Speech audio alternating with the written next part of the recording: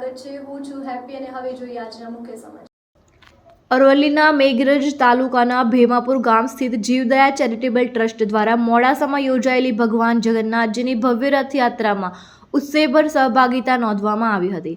ટ્રસ્ટના કાર્યકરોએ તાલવાર, બાજી અને રાસ ગરબા અને પરંપરાગત વેશભૂષા સાથે ભક્તિમય વાતાવરણ સર્જી સૌનું ધ્યાન આકર્ષિત કર્યું હતું। અષાઢી બીજના પાવન પર્વે મોડાસામાં ભગવાન જગન્નાથજી, ભાઈ બલભદ્ર અને બહેન સુભદ્રાજીની ભવ્ય રથયાત્રા શ્રદ્ધા અને ભક્તિના માહોલમાં નીકળી હતી। આ પવિત્ર યાત્રામાં મેઘરજ તાલુકાના ભેમાપુર ગામ સ્થિત જીવદયા ચેરિટેબલ ટ્રસ્ટના કાર્યકરો અને જીવદયાના સાથીદારોએ ઉત્સાહપૂર્વક ભાગ લીધો હતો। પરંપરાગત વેશભૂષામાં સજ્જ ટ્રસ્ટના સભ્યોએ તલવારબાજીના આકર્ષક કરબત રજૂ કરી યાત્રામાં ઉપસ્થિત ભક્તોએ મંત્રમુગ્ધ કરી દીધા હતા। સાથે જ રાસ ગરબાની રમઝટ સાથે ભગવાન જગન્નાથજી પ્રત્યેની પોતાની ભક્તિ વ્યક્ત કરી હતી અને સમગ્ર માર્ગ પર જય જગન્નાથના જયઘોષ સાથે ભક્તિમય વાતાવરણ સર્જાયું હતું। જીવદયા ચેરિટેબલ ટ્રસ્ટ વર્ષોથી સમાજ સેવા, જીવદયા અને માનવ સેવાના વિવિધ કાર્યો સાથે જોડાયેલું છે।